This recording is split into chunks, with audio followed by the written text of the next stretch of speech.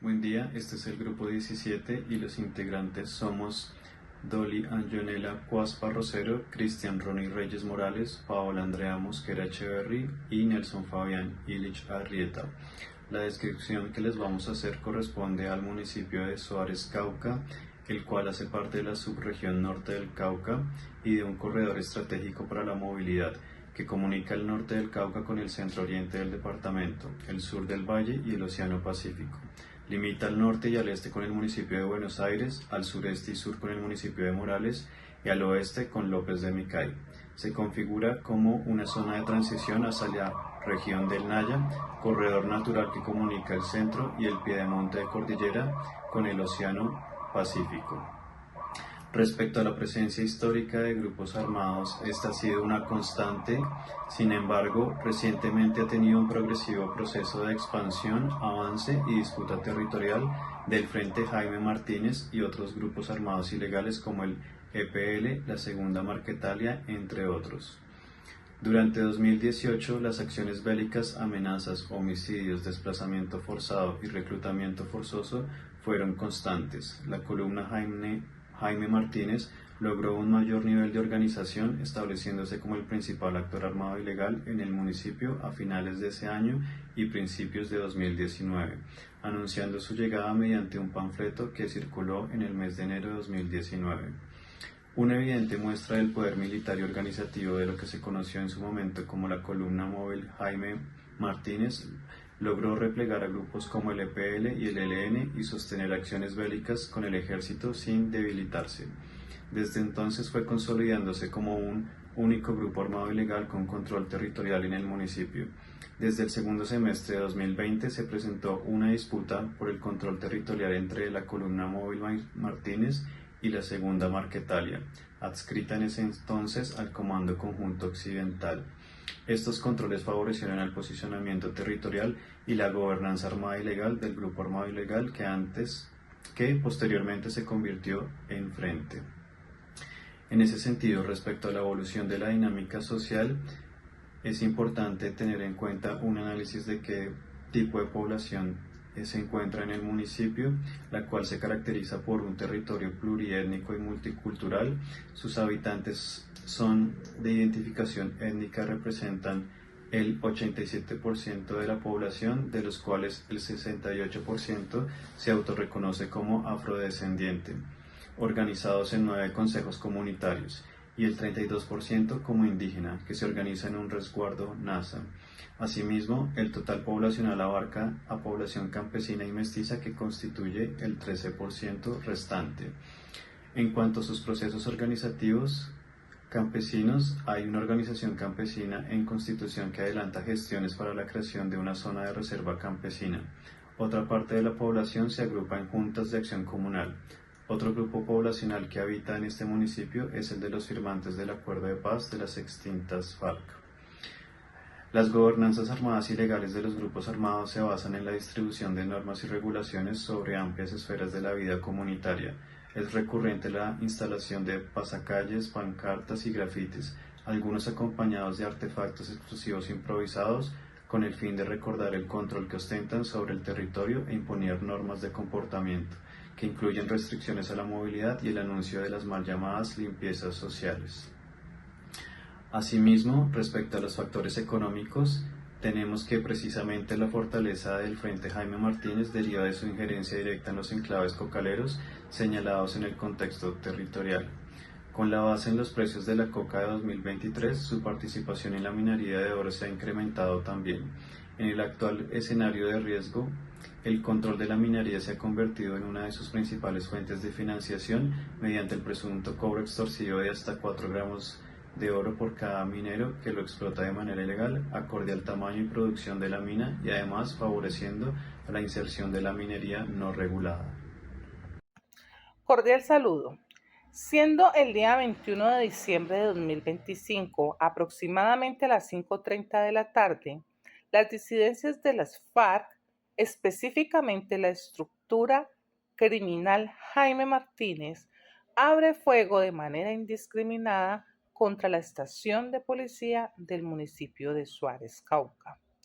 Esto sucede a escasos 200 metros de una cancha de fútbol donde se jugaba la final juvenil de este deporte.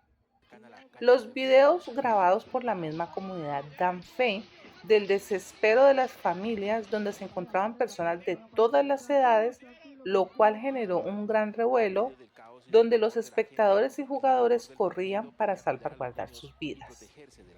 El problema central en el municipio de Suárez, Cauca, es la instrumentalización de la población civil por parte de estos grupos al margen de la ley, específicamente el Frente Jaime Martínez de las disidencias de las FARC. El problema radica en que estos grupos armados ignoran el derecho internacional humanitario al lanzar ataques usando armas de fuego de alto calibre, granadas e incluso drones contra la policía, la cual está situada en pleno casco urbano, convirtiendo estos eventos comunitarios, eventos deportivos juveniles, en escenarios de guerra, donde la población civil es la única que pierde. Cordial saludo. En este caso intervienen actores armados ilegales, particularmente las disidencias asociadas a Iván Mordisco, que buscan consolidar control territorial y económico en Suárez, Cauca. El Estado, representado en la fuerza pública, y autoridades locales que intentan restablecer el orden y la seguridad, y la población civil, que resulta directamente afectada. Mientras las posiciones visibles se centran en el control y la seguridad, las necesidades subyacentes son más profundas: seguridad humana, legitimidad institucional y alternativas económicas legales. En esta distinción evidencia que el conflicto no es un hecho aislado, sino una disputa estructural por poder y gobernanza territorial. Finalmente, tenemos la justificación del caso. ¿Por qué debe resolverse mediante negociación y no solo por la fuerza este caso? El caso de Suárez Cauca evidencia un conflicto armado no meramente criminal, sino estructural, territorial y político-económico. Esto implica que el uso exclusivo de la fuerza ataca los síntomas, pero no las causas. La intervención militar puede contener ataques, reducir temporalmente la capacidad operativa del Estado y generar meramente un control momentáneo del territorio, pero no resuelve la disputa por las economías ilegales, la exclusión estructural de la comunidad, la ausencia del Estado integral y la identidad de los grupos armados consolidados. Por otro lado, podemos ver cómo el uso de la fuerza refuerza la identidad de un grupo armado. Según Tadfel, la confrontación directa fortalece la lógica de nosotros versus ellos. Cada operación militar puede reforzar cohesión interna dentro del grupo insurgente y la narrativa de resistencia se fortalece frente a la intervención estatal. Esto nos lleva a que el uso exclusivo de la fuerza puede producir más radicalización, mayor legitimidad interna del actor armado y seguir reproduciendo todos los actos del conflicto. También el conflicto cumple funciones sociales. Coser explica que el conflicto genera cohesión interna, refuerza fronteras identitarias y canaliza las tensiones estructurales. Si no se canaliza institucionalmente y con presencia del Estado y con presencia de una estrategia mediadora del conflicto, se reproduce la forma violenta. Por otro lado, la negociación permite transformar el conflicto, institucionalizarlo y desactivar su dimensión violenta sin negar su existencia. Por otro lado, para responder la pregunta de por qué esta problemática es susceptible de abordarse mediante caracterización y negociación, es porque el conflicto en Suárez Cauca tiene características negociables. Primera, tiene actores identificables, disidencias organizadas, el Estado, la comunidad civil, las autoridades locales. No es una violencia difusa sin estructura. Segundo, tiene intereses racionales, no es únicamente ideológico. Esto incluye control territorial, rentas ilegales, posicionamiento político e influencia social, donde convergen intereses y hay posibilidades de una negociación estratégica. Tercero, tiene dimensiones transformadoras. La caracterización muestra que el conflicto es territorial, económico, identitario y político. No es un conflicto puramente étnico o exterminador de la contraparte del conflicto. Es un conflicto por poder y por recursos, lo cual es negociable bajo incentivos adecuados.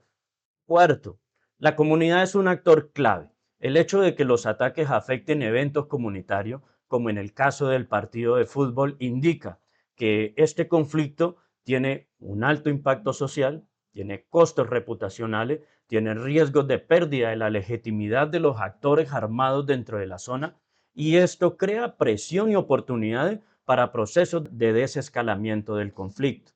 Ahora, si analizamos la fundamentación desde las teorías de negociación del conflicto, las teorías modernas de negociación sostienen que un conflicto es negociable cuando los costos de continuar superan los beneficios y existen intereses identificables, hay actores organizados y el conflicto no es absolutamente exterminador.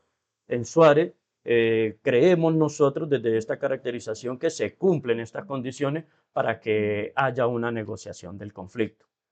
Pues el argumento central de la justificación es que el conflicto en Suárez Cauca no es un fenómeno espontáneo ni exclusivamente criminal. Responde a una disputa estructural por el control territorial, economías ilegales y poder simbólico.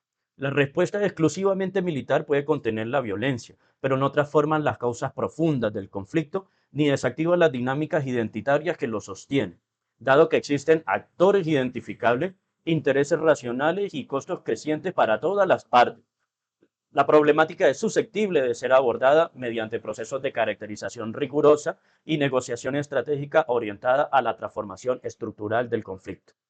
Como parte de las conclusiones podemos decir de este caso de violencia y de conflicto en Suárez, Cauca, que la negociación no implica una debilidad estatal, implica más bien reconocer la complejidad del conflicto, diferenciar entre la contención y la transformación, comprender que los conflictos estructurales requieren soluciones estructurales.